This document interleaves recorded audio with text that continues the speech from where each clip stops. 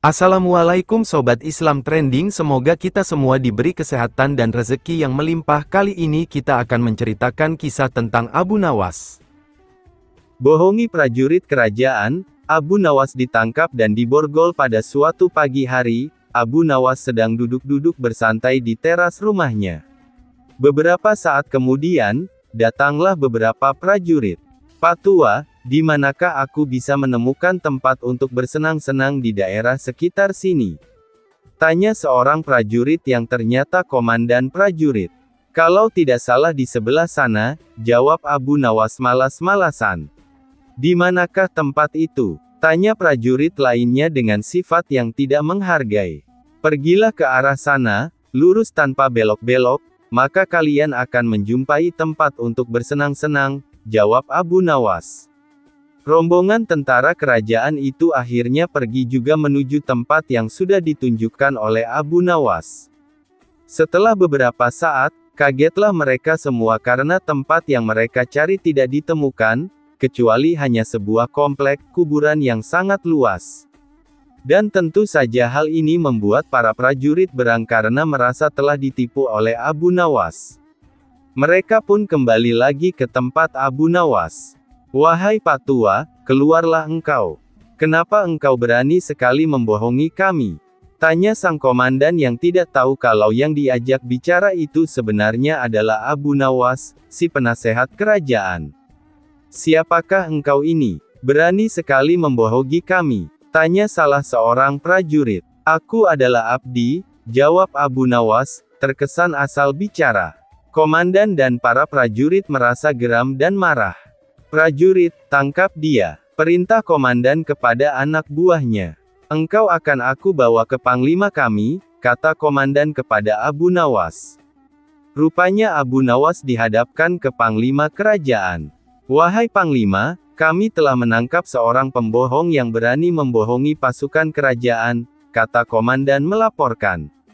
Panglima bersikap biasa saja. Bahkan, dia memerintahkan kepada prajurit untuk melepaskan borgol di tangan Abu Nawas.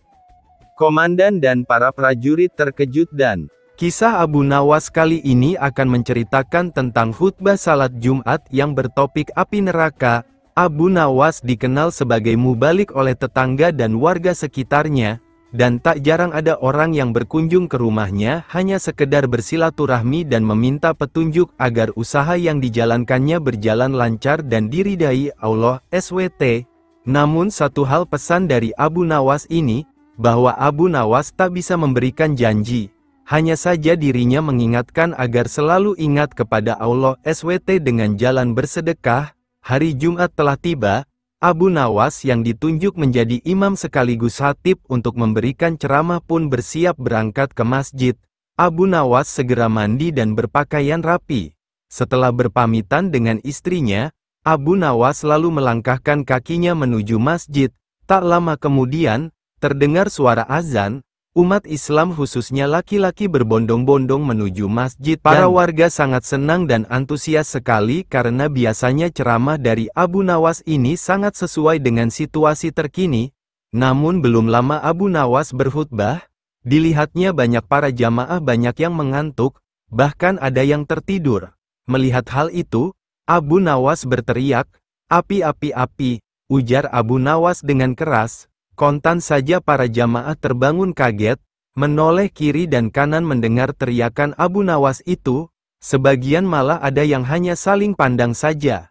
"Di mana apinya? Di mana?" teriak jamaah. Abu Nawas yang melihat para jamaah terbangun dan panik, lantas Abu Nawas meneruskan khutbahnya tanpa peduli pertanyaan para jamaah mengenai letak apinya. "Api yang dahsyat di neraka, bagi mereka yang lalai dalam beribadah," kata Abu Nawas dalam khutbahnya. Setelah menyampaikan khutbahnya, Abu Nawas segera menutup bagian kedua khutbah dengan berdoa.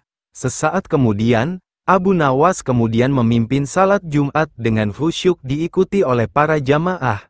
Para jamaah tersadar dan masih ingat akan api neraka yang diucapkan oleh Abu Nawas tadi. Panah pembawa rezeki Abu Nawas memang cerdik. Meskipun tak mempunyai kemampuan untuk melaksanakan titah sang raja, namun dia selalu berhasil melaksanakan tugasnya. dan hadiah selalu menanti. Sungguh rezeki yang tak disangka. Suatu ketika Abu Nawas diundang oleh Raja Harun ar-Rasyid untuk makan bersama, maka berangkatlah para pengawal kerajaan untuk menjemput Abu Nawas di rumahnya. Tak berapa lama kemudian Abu Nawas telah sampai di istana dengan pakaian sederhana saja. Abu Nawas langsung diajak berbincang di sebuah pendapa dengan berbagai jamuan makanan lengkap dengan minuman yang segar. Melihat begitu banyaknya makanan, Abu Nawas pun sangat lahap menyantap makanan yang dihidangkan kepadanya. Sementara itu, Raja masih meneruskan perbincangannya dengan Abu Nawas tentang kekuasaannya. Raja Harun bercerita kepada Abu Nawas terkait dengan luasnya wilayah yang telah dipimpinnya. Namun Abu Nawas nampak tidak menggubris, malah dia sibuk dengan makanan yang tersaji di hadapannya. Tak lama kemudian, Raja mulai melontarkan berbagai pertanyaan kepada Abu Nawas. "Hai Abu Nawas, kalau setiap benda ada harganya, berapakah harga diriku ini?" tanya Raja. Abu Nawas yang masih dalam kondisi kekenyangan setelah makan-makan, menjawab sekenanya tanpa berpikir panjang. "Hamba kira, mungkin sekitar 100 dinar saja Paduka," jawab Abu Nawas. "Terlalu sekali engkau Abu Nawas. Harga sabukku saja 100 dinar, bentak Raja. "Tepat sekali Paduka, memang yang saya nilai dari diri Paduka hanya sebatas sabuk itu saja," ujar Abu Nawas. Karena merasa tak ingin dipermalukan oleh Abu Nawas karena kecerdikannya, kali ini Raja tidak mau lagi mengambil resiko dengan beradu pendapat lagi. Oleh karena itu, Abu Nawas diajak menuju ke tengah-tengah prajuritnya yang merupakan ahli bela diri dan ketangkasan. "Ayo Abu Nawas, di hadapan para prajuritku, tunjukkanlah kemampuan memanahmu. Panahlah sekali ini saja. Kalau panahmu dapat mengenai sasaran, hadiah akan menantimu. Tapi kalau gagal, engkau akan aku penjara," kata Raja. Abu Nawas pun bergegas mengambil busur dan anak panah. Dengan memantapkan hati, Abu Nawas membidik sasaran dan mulai memanah. Namun panahnya meleset dari sasaran. "Dari pengamatan saya, ini adalah gaya memanah para makelar tanah," ujar Abu Nawas untuk menutupi kelemahannya. Sesaat kemudian, Abu Nawas mencabut sebuah anak panah lagi dan membidik sasaran. Lagi-lagi anak panah yang dibidikkan itu melesat terlalu jauh dari sasaran. "Kalau yang ini Paduka, ini gaya juragan buah kalau sedang memanah," sahut Abu Nawas untuk menutupi kelemahannya yang kedua. Untuk yang ketiga kalinya, Abu Nawas kembali mencabut anak panah dan mulai membidiknya. Namun kali ini kebetulan anak panah yang dibidikkan tersebut mengenai sasaran. "Nah yang ini Paduka, ini baru gaya Abu Nawas kalau sedang memanah. Saya pun menunggu hadiah yang Paduka janjikan," kata Abu Nawas dengan gembira. Dengan tak bisa menyembunyikan tawanya, Paduka Raja lantas memberikan hadiah kepada Abu Nawas. Dengan kecerdikannya bermain kata-kata yang masuk logika, akhirnya Abu Nawas mendapat hadiah. Dia pun langsung mohon diri karena tak sabar untuk memberikan hadiah itu kepada istrinya. Menasehati hartawan zalim, salah seorang pemuda menjadi kaya karena warisan dari orang tuanya. Kehidupannya drastis menjadi orang kaya dan hampir semua orang ingin berkawan dengannya. Berita akan kekayaan si pemuda ini cepat tersebar hingga ke pelosok desa, dan masyarakat kagum akan megahnya rumah yang dia bangun. Ya karena memang tampak berbeda dengan rumah lainnya. Entahlah apa yang ada di hati si pemuda ini, hampir setiap hari dia mengadakan pesta di rumahnya. Karena dibujuk oleh beberapa teman agar menyajikan pesta yang lebih meriah dari hari ke hari, lama-kelamaan kekayaannya pun mulai menipis karena untuk pesta meriah yang diadakannya sendiri. Benar saja, hanya dalam waktu yang singkat, uang yang dimiliki pemuda tersebut telah habis, bahkan dirinya tak mampu lagi memberi gaji kepada pembantunya sendiri. Efeknya lagi, kawan-kawan mulai menjauhinya dengan perlahan-lahan pula. Pemuda tersebut benar-benar menjadi miskin dan hidup sebatang kara tanpa mendampinginya. Mengajar lembu mengaji Al-Quran, panggil Abu Nawas kemari hari ini juga, titah Sultan Harun al-Rasyid kepada seorang hambanya. Tuan Abu Nawas, kata si hamba raja sesampai di rumah Abu Nawas, Tuan hamba dipersilahkan Baginda datang ke istana hari ini juga. Hanya berjarak setengah jam setelah hamba sahaya tadi sampai di istana, Abu Nawas pun tiba di sana. Hai Abu Nawas, kata Sultan, tahukah kamu mengapa aku panggil kemari? Aku minta tolong kepadamu untuk mengajari lembuku supaya bisa mengaji Al-Quran. Jika lembu itu tidak dapat mengaji, niscaya aku akan menyuruh mereka membunuh kamu. Baiklah Tuanku Syah Alam, jawab Abu Nawas, titah Tuanku patik junjung di atas kepala patik. Kemudian Abu Nawas disuruh pulang dengan menghela seekor lembu. Sesampai di rumah lembu itu diikat erat-erat pada sebatang pohon kurma. Esok harinya Abu Nawas mulai memukul lembu itu dengan sebuah cambuk rotan sampai setengah mati. Ketika binatang itu hampir mengamuk, Abu Nawas mengucapkan kata, atau. Perkataan itulah yang diajarkan Abu Nawas kepada lembu itu sambil tetap mengayunkan cambukannya tanpa henti. Pekerjaan itu ia lakukan setiap hari pagi sampai tengah hari dan dari duhur sampai maghrib selama beberapa hari sehingga tidak terpikirkan untuk menghadap ke istana. Setengah bulan kemudian Baginda menyuruh seorang hamba melihat ke rumah Abu Nawas, apakah dia mampu mengajari lembu itu mengaji atau tidak. Apa yang disaksikan oleh hamba sahaya tadi di rumah Abu Nawas, tiada lain cambukan yang dilancarkan oleh Abu Nawas ke badan lembu itu sambil berkata, atau, sampai binatang itu kesakitan setengah mati. Maka dilaporkanlah hal itu kepada Baginda Sultan. Mohon ampun Baginda, kata hamba sahaya itu sesampai di istana, patik lihat Abu Nawas sedang mengajar lembu itu di belakang rumah dengan sebuah cambuk rotan yang besar. Jika tali pengikatnya tidak kuat pastilah lembu itu lepas dan mengamuk, yang diajarkan tidak lain hanyalah 3 patah kata, yaitu, atau. Baginda terheran-heran mendengar laporan. Itu. Setelah berpikir sejenak Baginda bertitah, panggil kemari Abu Nawas sekarang juga, aku mau tahu apakah lembu itu sudah bisa mengaji atau belum. Tidak lama kemudian Abu Nawas pun sampai di istana, ia pun datang menyembah. Hai Abu Nawas, sudahkah engkau mengajari lembuku itu dan apakah lembu itu sudah bisa mengaji Al-Quran? Tanya Baginda Sultan. Sudah bisa sedikit-sedikit, ya Tuanku Syah Alam, jawab Abu Nawas. Tadi aku suruh seorang hamba melihat ke rumahmu, katanya engkau mengajari lembu itu kalimat, atau. Aku mau tahu apa artinya perkataan itu. Ampun keduli Syah Alam, kata Abu Nawas. Arti, atau, itu adalah jika bukan lembu yang mati, atau hamba, atau tuanku, atau tidak ada salah seorang yang mati, hamba tidak akan puas. Sebab sampai habis umurnya sekalipun, binatang itu tidak akan bisa mengaji Al-Quran. Itu sebabnya binatang itu hamba cambuk agar mati. Dengan demikian hamba senang karena pekerjaan hamba dapat selesai. Atau hamba yang mati, atau paduka yang mati, atau salah satu, barulah habis perkara lembu itu. Tadi aku suruh seorang hamba melihat ke rumahmu, katanya engkau mengajari lembu itu kalimat, atau.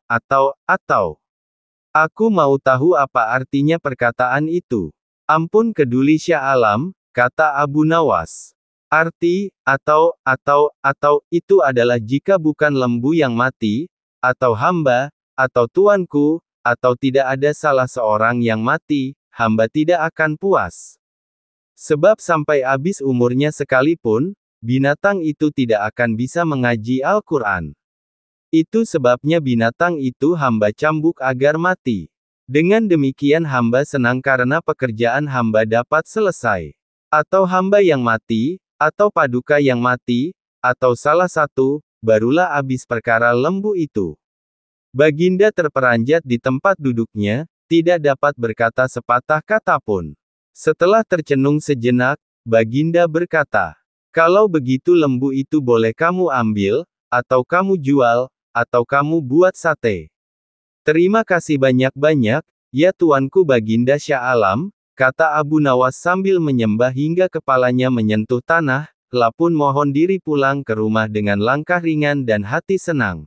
Mengelabui petugas perbatasan kerajaan suatu saat Abu Nawas dicurigai melakukan bisnis ilegal ke negara tetangga.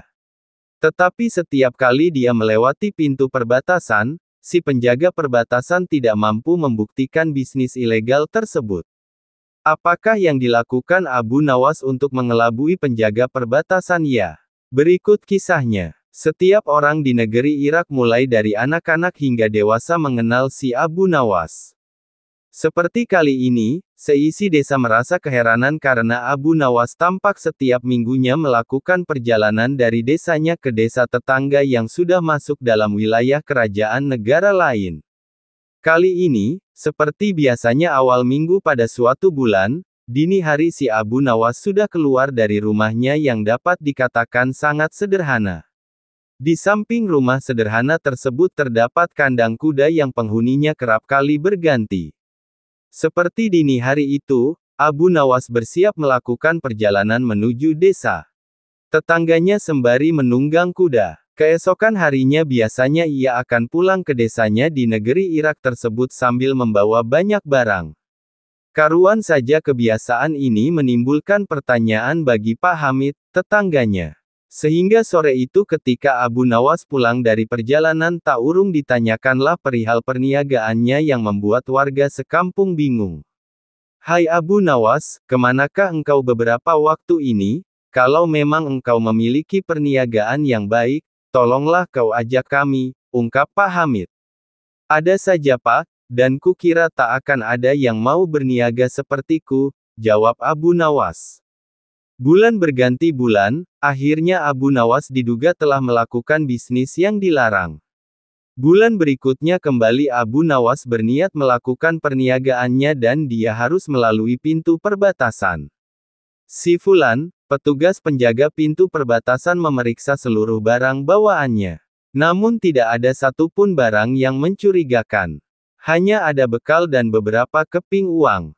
Keesokan harinya kembali si Fulan berjumpa Abu Nawas di perbatasan, kali ini Abu Nawas membawa banyak barang yang semua lengkap dengan dokumen yang diperlukan. Fulan tidak dapat membuktikan perihal dugaan bisnis terlarang Abu Nawas.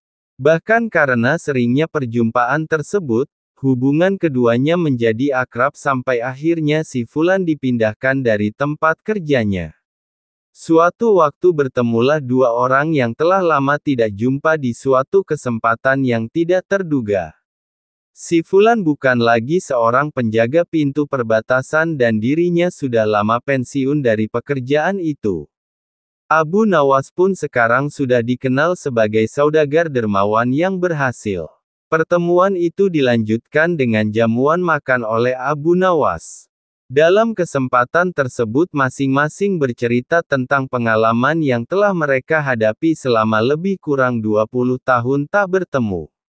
"Usaha apa yang engkau lakukan di masa itu saudaraku? Karena aku mengetahui kau tidak membawa cukup uang.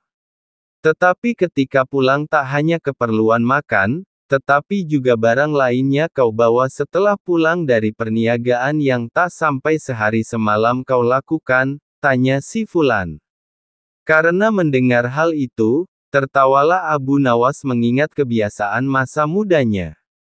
"Sebenarnya sangat mudah saudaraku. Untuk mencari bukti dan tak perlu harus memeriksa semua barang bawaanku. Seperti engkau ketahui bahwa aku senantiasa pergi dengan mengendarai kuda. Tetapi ketika pulang aku hanya berjalan kaki dan disitulah usahaku," jawab Abu Nawas. Mendengar penjelasan itu mengertilah si Fulan.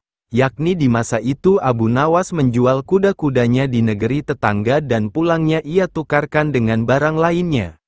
Menghindari hujan. Kisah Abu Nawas kali ini menceritakan tentang bagaimana Abu Nawas menghindari hujan agar bajunya tidak basah saat makan siang di tempat peristirahatan baginda saat mereka sedang menuju tempat berburu di hutan. Tak diragukan lagi, sudah menjadi hukum bagi siapa saja yang tidak sanggup melaksanakan titah baginda, maka ia akan mendapat hukuman. Baginda mengetahui bahwa Abu Nawas sangat takut akan beruang. Maka dari itu baginda mengajaknya berburu di hutan untuk menangkap beruang, dan Abu Nawas tak bisa menolaknya. Dalam perjalanan menuju ke hutan, tiba-tiba cuaca yang cerah berubah menjadi mendung. Baginda memanggil Abu Nawas. "Tahukah mengapa engkau aku panggil?" tanya Baginda. "Ampun tuanku, hamba belum tahu," kata Abu Nawas. "Kau pasti tahu bahwa sebentar lagi akan turun hujan. Hutan dari sini masih jauh, aku beri kuda yang lamban, sedangkan aku dan pengawal-pengawalku akan menunggang kuda yang cepat. Nanti pada waktu santap siang kita berkumpul di tempat peristirahatanku. Bila hujan turun kita harus menghindarinya dengan cara kita masing-masing agar pakaian kita tetap kering. Sekarang kita berpencar," jelas Baginda. Kemudian Baginda dan rombongan mulai bergerak. Abu Nawas kini tahu bahwa Baginda akan menjebaknya, harus mencari akal agar bajunya tidak basah saat hujan turun. Dan ketika sedang berpikir, tiba-tiba hujan pun turun. Begitu hujan turun, maka Baginda dan rombongan segera memacu kuda untuk mencapai tempat perlindungan terdekat. Akan tetapi karena derasnya hujan, Baginda dan para pengawalnya basah kuyup. Ketika santap siang, Baginda segera menuju tempat peristirahatan, dan ketika itu juga Abu Nawas datang dengan menunggang kuda yang lamban. Baginda dan para pengawal terperangah karena baju Abu Nawas tidak basah, padahal dengan kuda yang paling cepat pun tidak bisa mencapai tempat perlindungan terdekat. Nah, pada hari yang kedua, Abu Nawas diberi kuda yang cepat yang kemarin ditunggangi. Kini Baginda dan para pengawalnya mengendarai kuda-kuda yang lamban. Setelah Abu Nawas dan rombongan kerajaan berpencar, hujan pun turun seperti kemarin. Baginda dan pengawalnya langsung basah kuyup karena kuda yang ditunggangi tidak bisa berlari dengan kencang. Ketika saat bersantap siang tiba, Abu Nawas tiba di tempat peristirahatan lebih dahulu dari Baginda dan pengawalnya. Abu Nawas menunggu Baginda Raja. Selang beberapa saat, Baginda dan para pengawal akhirnya datang juga dengan pakaian yang basah kuyup. Baginda tak sanggup lagi menahan keingintahuan yang selama ini disembunyikan Abu Nawas. Rahasia apakah yang telah dipakai oleh Abu Nawas? Terus terang bagaimana caranya menghindari hujan wahai Abu Nawas? Tanya Baginda. "Mudah tuanku yang mulia," jawab Abu Nawas dengan tersenyum. "Sedangkan aku dengan kuda yang cepat saya tidak sanggup mencapai tempat berteduh terdekat, apalagi dengan kuda yang lamban ini," kata Baginda. "Hamba sebenarnya tidak melarikan diri dari hujan. Tetapi begitu hujan turun, maka hamba secepat mungkin melepas pakaian hamba dan segera melipatnya kemudian saya mendudukinya. Ini hamba lakukan sampai hujan berhenti," jelas Abu Nawas. Ahaha, rupanya dengan diam-diam Baginda Raja mengakui lagi kecerdikan Abu Nawas. Tugas yang mustahil Abu Nawas belum kembali. Kata istrinya, ia bersama seorang pendeta dan seorang ahli yoga sedang melakukan pengembaraan suci. Padahal saat ini Baginda amat membutuhkan bantuan Abu Nawas. Beberapa hari terakhir ini Baginda merencanakan membangun istana di awang-awang. Karena sebagian dari raja-raja negeri sahabat telah membangun bangunan-bangunan yang luar biasa. Baginda tidak ingin menunggu Abu Nawas lebih lama lagi. Beliau mengutus beberapa orang kepercayaannya untuk mencari Abu Nawas. Mereka tidak berhasil menemukan Abu Nawas karena Abu Nawas ternyata sudah berada di rumah ketika mereka baru berangkat. Abu Nawas menghadap Baginda Raja Harun al-Rashid.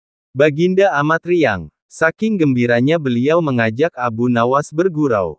Setelah saling tukar-menukar cerita-cerita lucu, lalu Baginda mulai mengutarakan rencananya. "Aku sangat ingin membangun istana di awang-awang agar aku lebih terkenal di antara raja-raja yang lain. Adakah kemungkinan keinginanku itu terwujud, wahai Abu Nawas?" "Tidak ada yang tidak mungkin dilakukan di dunia ini Paduka yang mulia," kata Abu Nawas berusaha mengikuti arah pembicaraan Baginda. "Kalau menurut pendapatmu hal itu tidak mustahil diwujudkan maka aku serahkan sepenuhnya tugas ini kepadamu," kata Baginda puas. Abu Nawas terperanjat, menyesal telah mengatakan kemungkinan mewujudkan istana di awang-awang. Tetapi nasi telah menjadi bubur. Kata-kata yang telah terlanjur didengar oleh Baginda tidak mungkin ditarik kembali. Baginda memberi waktu Abu Nawas beberapa minggu. Rasanya tak ada yang lebih berat bagi Abu Nawas kecuali tugas yang diembannya sekarang. Jangankan membangun istana di langit, membangun sebuah gubuk kecil pun sudah merupakan hal yang mustahil dikerjakan. Hanya Tuhan saja yang mampu melakukannya.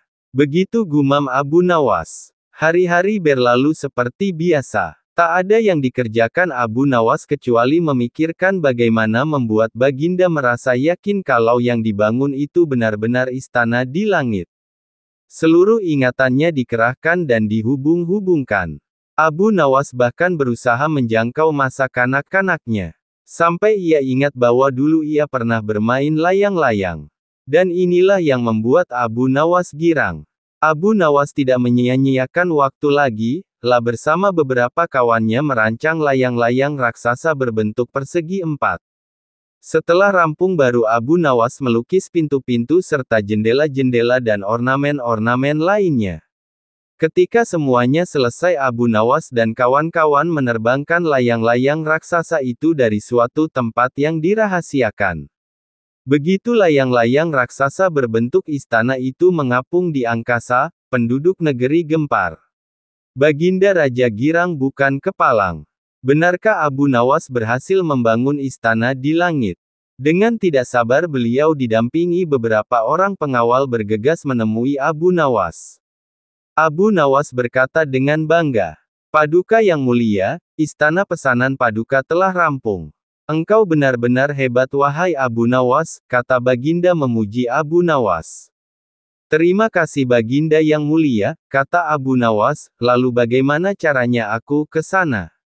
Tanya Baginda. "Dengan tambang, Paduka yang mulia," kata Abu Nawas. "Kalau begitu siapkan tambang itu sekarang.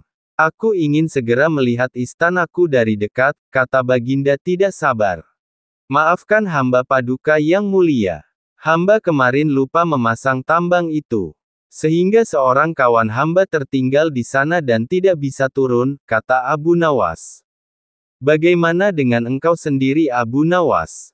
Dengan apa engkau turun ke bumi?"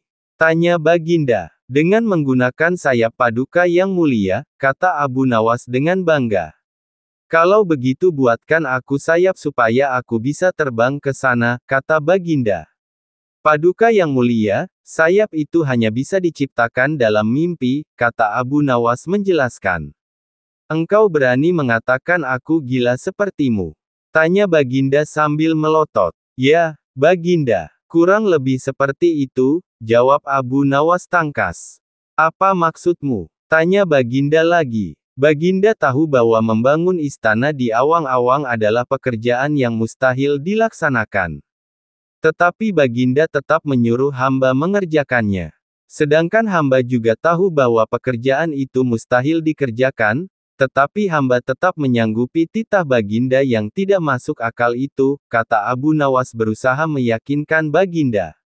Tanpa menoleh Baginda Raja kembali ke istana diiring para pengawalnya. Abu Nawas berdiri sendirian sambil memandang ke atas melihat istana terapung di awang-awang. "Sebenarnya siapa di antara kita yang gila?" tanya Baginda mulai jengkel. "Hamba kira kita berdua sama-sama tidak waras tuanku," jawab Abu Nawas tanpa ragu.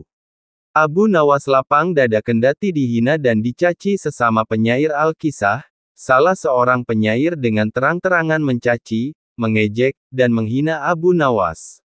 Tentu ia melakukannya tidak di hadapan Abu Nawas secara langsung. Dalam kisah ini nama penyair ini tidak disebutkan. Namun, peristiwa itu pun akhirnya sampai juga di telinga Abu Nawas. Abu Nawas biasa saja, sepertinya ia telah menyusun rencana yang matang. Singkat cerita, suatu hari digelarlah suatu perayaan. Perayaan ini dihadiri oleh para tokoh, pemuka kerajaan, dan juga para penyair sekaligus sastrawan. Akhirnya, di perayaan itu bertemulah keduanya, Abu Nawas dan penyair yang mengejeknya. Kini Abu Nawas membuka pembicaraan, "Wahai saudaraku, apa kau kira cacianmu dan hinaanmu itu merugikanku? Apa kau kira namaku akan redup? Apa kau kira anakku mati mendengar cacianmu?" Serga Abu Nawas bertanya. Tidak, jawab si penyair singkat. Tidak, jawab si penyair singkat. Apa rumahku hancur mendengar cacianmu? Serga Abu Nawas lagi. Tidak, jawab si penyair singkat. Kalau begitu, selagi kakiku masih menopang badanku, cacianmu tak dapat mengubah apapun dalam hidupku, sampai kapanpun, tegas Abu Nawas. Kini penyair itu mulai tersulut dengan perkataan Abu Nawas. Wah, sombong sekali kau Abu Nawas, kau mau apa? Ucap si penyair kesal. Aku hanya mau melihat apa yang kau bisa lakukan di hadapanku setelah ini. Ucap Abu Nawas dengan santai. Orang-orang yang hadir dalam perayaan itu pun lantas tertawa mendengar pernyataan terakhir Abu Nawas. Si penyair itu pun mentalnya mulai sempoyongan, lidahnya sepertinya tercekat. Tawa orang-orang pun membuat kekalahannya semakin telak di hadapan Abu Nawas. Abu Nawas memang debitur yang cerdik, tuan tanah kena tipu pada sore itu Abu Nawas duduk di beranda depan gubuknya. Sambil memandang langit biru yang mulai nampak senja, Abu Nawas berpikir bagaimana agar dapur rumahnya agar tetap mengepul. Sementara itu tak jauh dari rumahnya ada seorang tuan tanah yang sudah pasti kaya. Rumahnya besar mentereng dengan seperangkat gudang makanan, lahan peternakan dan kamar-kamar mewah. Hampir setiap orang yang berada di daerah itu bekerja dengan tuan tanah itu. Sayang tuan tanah itu pelitnya nauzubillah. Jika meminjamkan uang, maka dia memasang bunga selangit. Maklum, tuan tanah ini juga rentenir yang selalu mencari mangsa. Abu Nawas dikenal sebagai tokoh yang tak sungkan-sungkan memberi, lebihan, jika meminjam duit kepada orang. Hanya saja, dia tidak pernah mau berurusan dengan tuan tanah itu. Tiap memberi lebihan, Abu Nawas selalu bilang, duitnya beranak. Begitu juga ketika ia meminjam seekor ayam maka ayam itu akan dikembalikan dua karena ayam itu.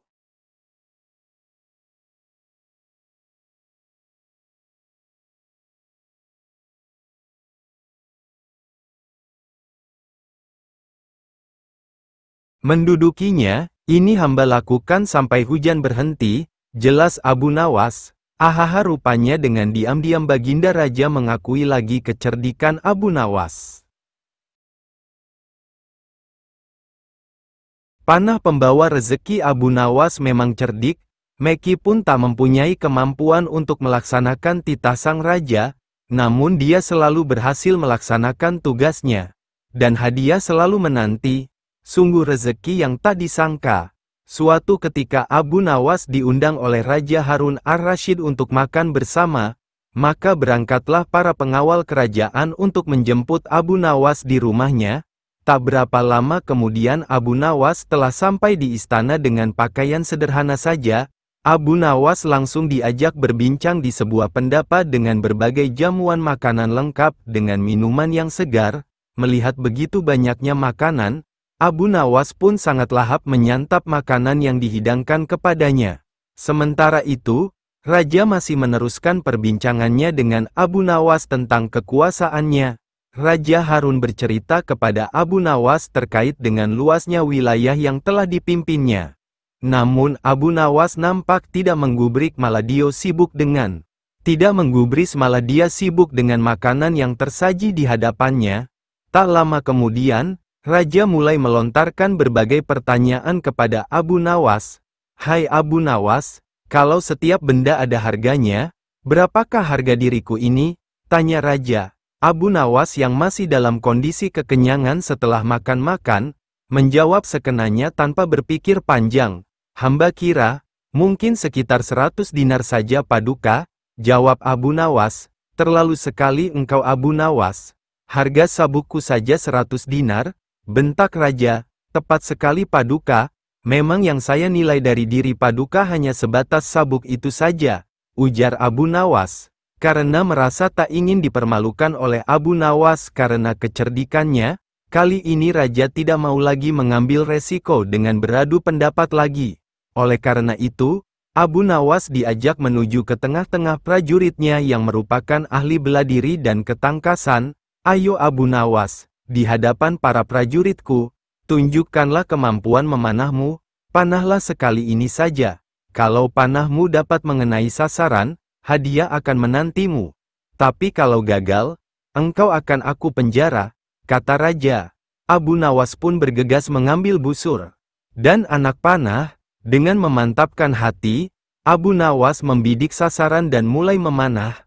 Namun panahnya meleset dari sasaran. Dari pengamatan saya, ini adalah gaya memanah para makelar tanah, ujar Abu Nawas untuk menutupi kelemahannya. Sesaat kemudian, Abu Nawas mencabut sebuah anak panah lagi dan membidik sasaran. Lagi-lagi anak panah yang dibidikkan itu melesat terlalu jauh dari sasaran. Kalau yang ini paduka, ini gaya juragan buah kalau sedang memanah, sahut Abu Nawas untuk menutupi kelemahannya yang kedua. Untuk yang ketiga kalinya, Abu Nawas kembali mencabut anak panah dan mulai membidiknya.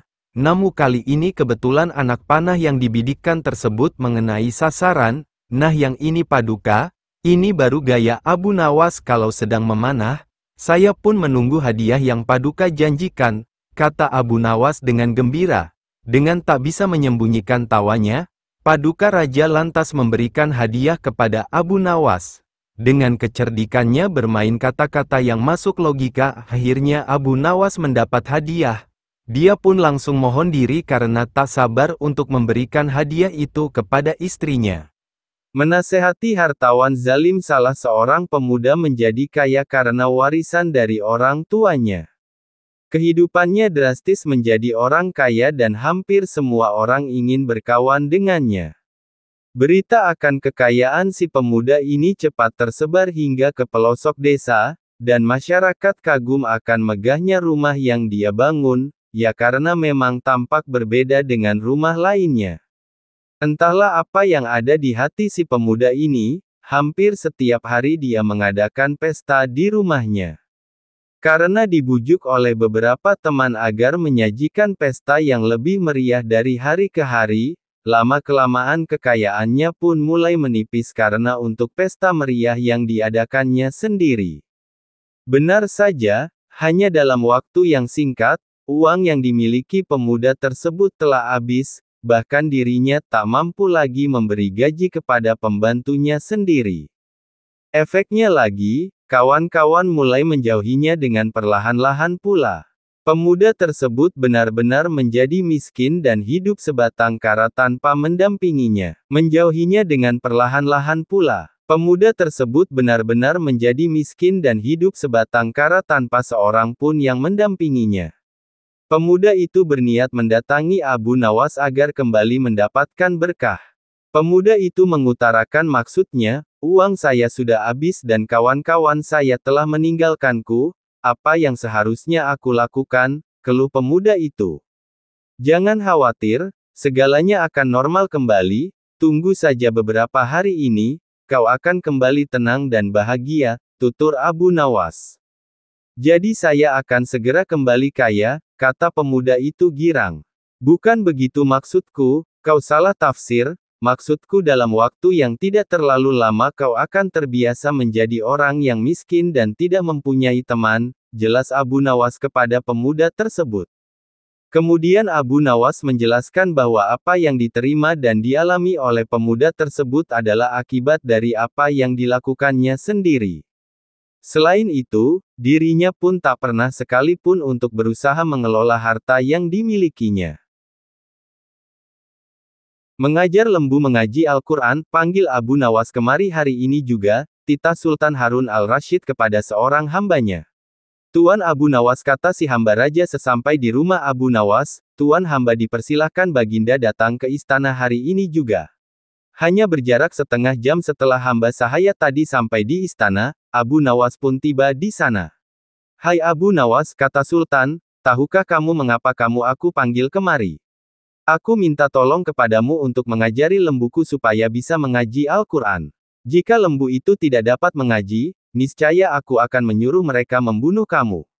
Baiklah tuanku Syah Alam, jawab Abu Nawas, titah tuanku patik junjung di atas kepala patik.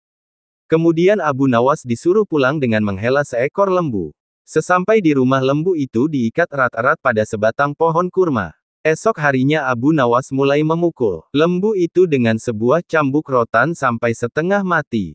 Ketika binatang itu hampir mengamuk, Abu Nawas mengucapkan kata, atau.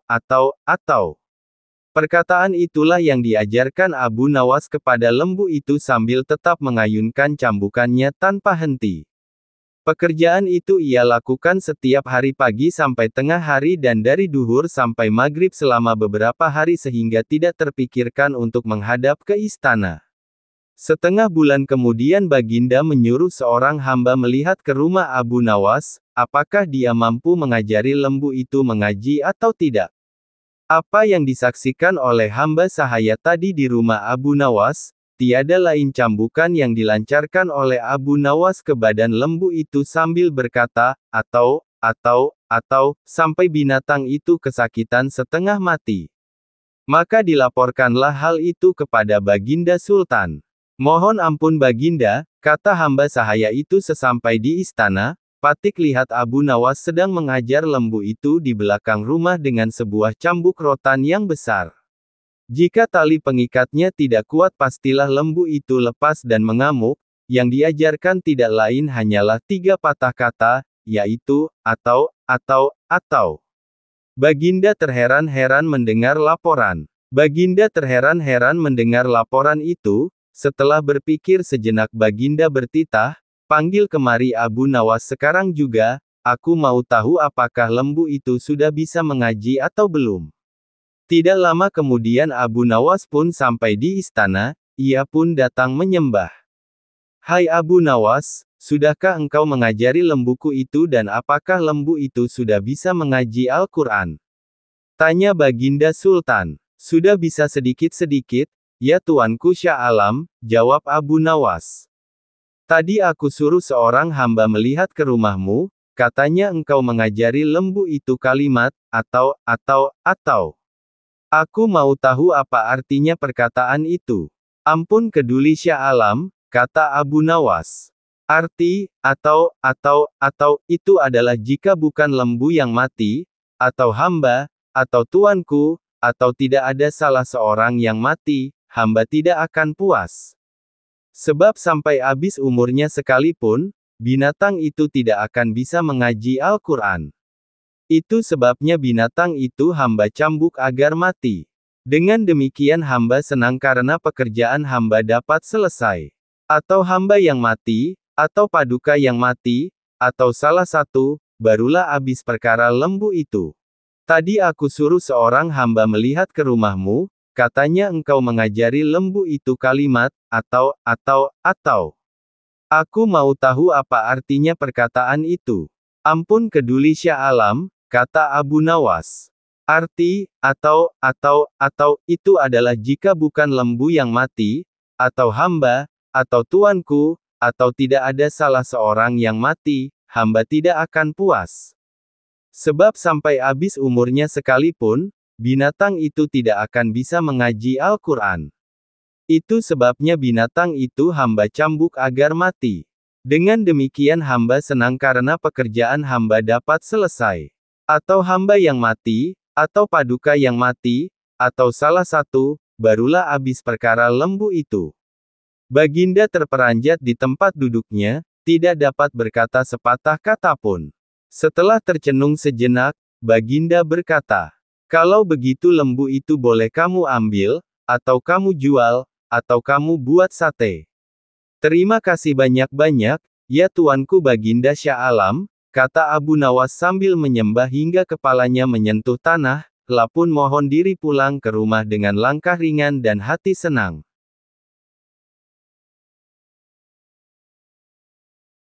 Kisah Abu Nawas kali ini akan menceritakan tentang khutbah salat Jumat yang bertopik api neraka. Abu Nawas dikenal sebagai mubalik oleh tetangga dan warga sekitarnya, dan tak jarang ada orang yang berkunjung ke rumahnya hanya sekedar bersilaturahmi dan meminta petunjuk agar usaha yang dijalankannya berjalan lancar dan diridai Allah SWT. Namun satu hal pesan dari Abu Nawas ini, bahwa Abu Nawas tak bisa memberikan janji. Hanya saja dirinya mengingatkan agar selalu ingat kepada Allah SWT dengan jalan bersedekah.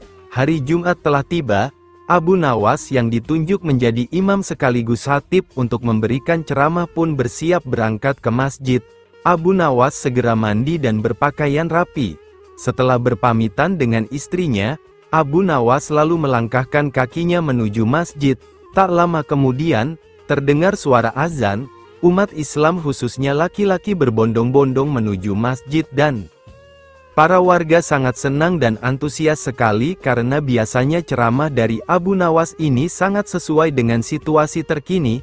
Namun belum lama Abu Nawas berkhutbah, dilihatnya banyak para jamaah banyak yang mengantuk, bahkan ada yang tertidur.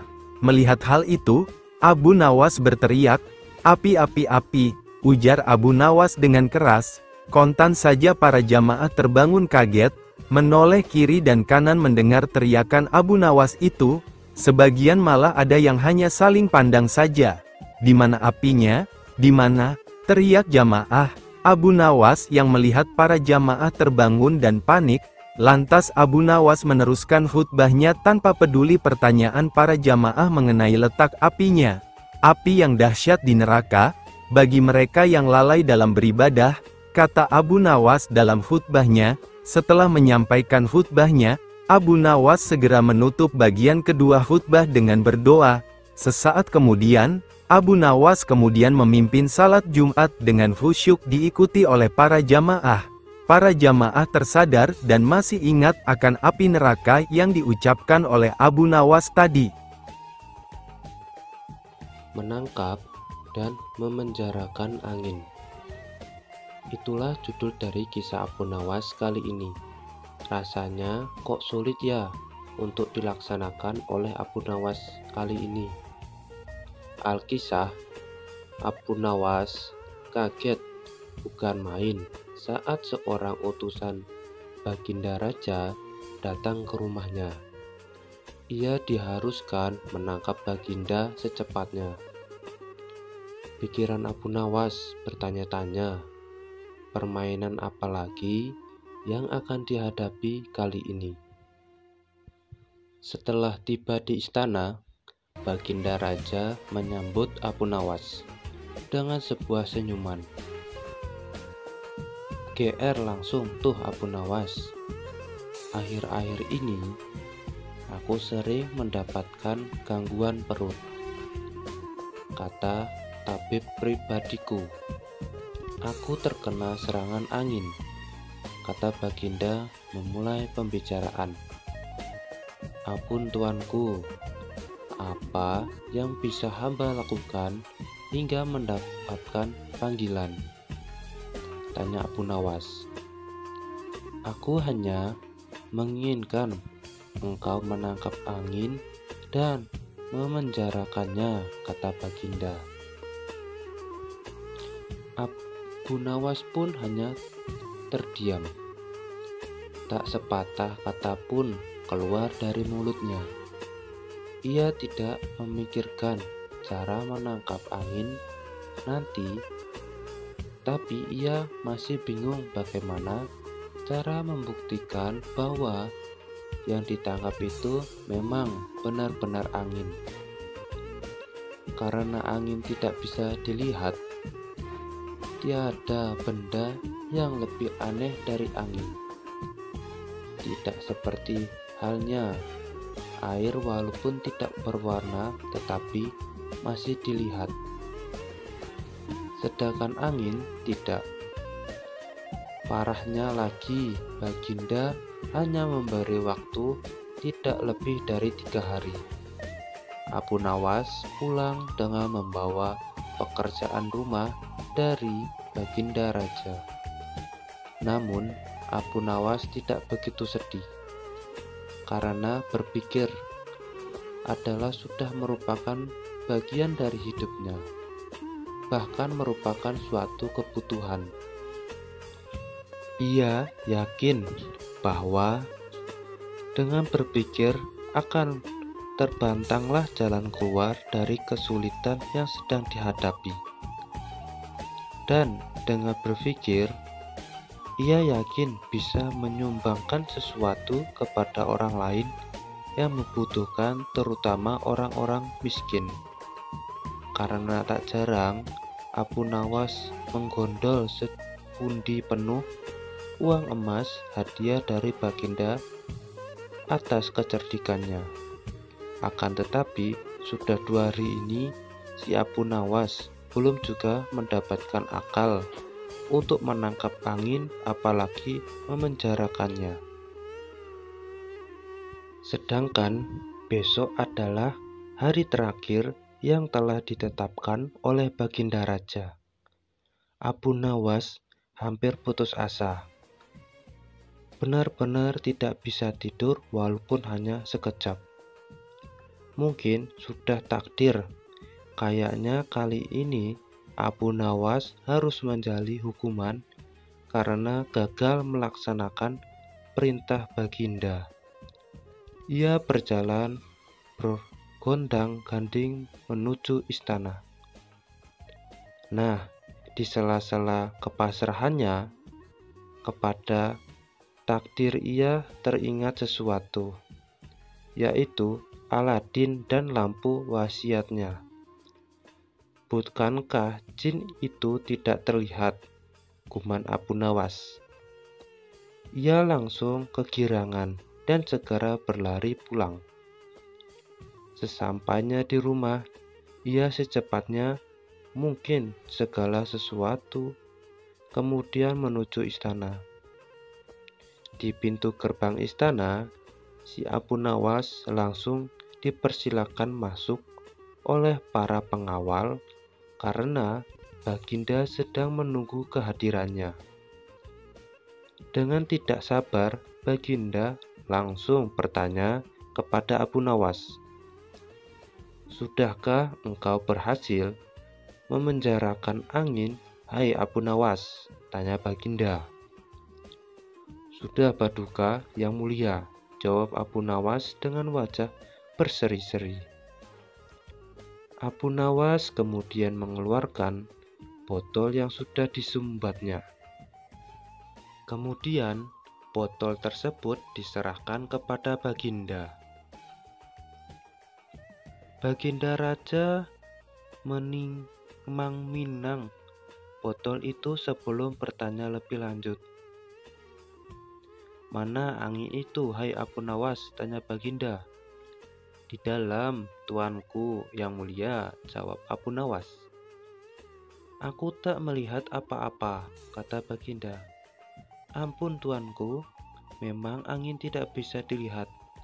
Tetapi, bila Paduka ingin tahu isinya angin, tutup botol itu harus dibuka terlebih dahulu," kata Abu Nawas menjelaskan.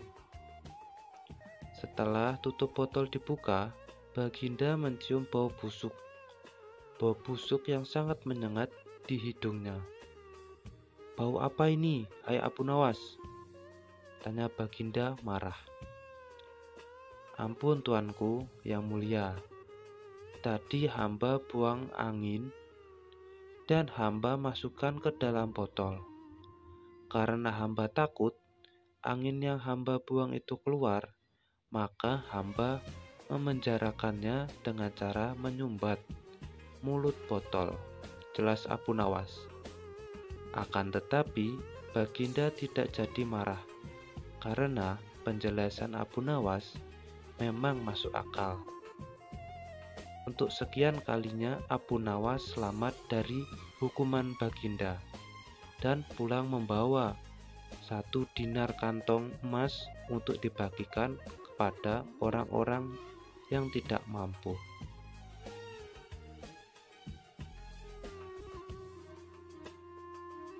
Nah, pembawa rezeki. Abu Nawas memang cerdik, meskipun tak mempunyai kemampuan untuk melaksanakan perintah sang raja. Namun, dia selalu berhasil melaksanakan tugasnya, dan hadiah selalu menanti. Sungguh rezeki yang tak disangka. Suatu ketika, Abu Nawas diundang oleh Raja Harun ar-Rasyid untuk makan bersama. Maka berangkatlah para pengawal kerajaan untuk menjemput Apu Nawas di rumahnya. Tak berapa lama kemudian, Apu Nawas telah sampai ke istana dengan pakaian sederhana saja. Apu Nawas langsung diajak berbincang di sebuah pendepa dengan berbagai jamuan makanan lengkap dengan minuman yang segar. Melihat begitu banyak makanan, Apu Nawas pun sangat lahap menyantap makanan yang dihidangkan kepadanya. Sementara itu, Raja masih meneruskan pembicaraannya dengan Apu Nawas tentang kekuasaannya. Raja Harun bercerita kepada Apu Nawas terkait dengan luasnya wilayah yang telah dipimpinnya. Namun, Apu Nawas nampak tidak menggubris, malah dia sibuk dengan makanan yang tersaji di hadapannya. Tak lama kemudian, Raja mulai melontarkan berbagai pertanyaan kepada Apu Nawas. "Hai Apu Nawas, kalau setiap benda ada harganya, berapakah harga diriku ini?" tanya Raja. Apu Nawas yang masih dalam kondisi kekenyangan setelah makan-makan menjawab skenanya tanpa berpikir panjang. "Hamba kira mungkin sekitar 100 dinar saja Paduka," jawab Apu Nawas. "Terlalu sedikit kau Apu Nawas. Harga sapuku saja 100 dinar, bentak Raja. "Tepat sekali Paduka.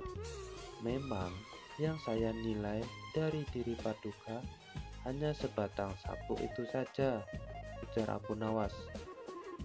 Karena merasa tak ingin dipermalukan oleh Apu Nawas karena kecerdikannya, kali ini Raja tidak mau lagi mengambil resiko dengan beradu pendapat. Oleh karena itu, Apu Nawas diajak menuju ke tengah-tengah prajuritnya yang merupakan ahli bela diri dan ketangkasan. "Ayo Apu Nawas, di hadapan para prajuritku, tunjukkanlah kemampuan memanahmu. Panahlah sekali ini saja. Kalau panahmu dapat mengenai sasaran, hadiah akan menantimu. Tapi kalau gagal, engkau akan kupenjara," kata Raja. Apu Nawas pun bergegas mengambil busur dan anak panah.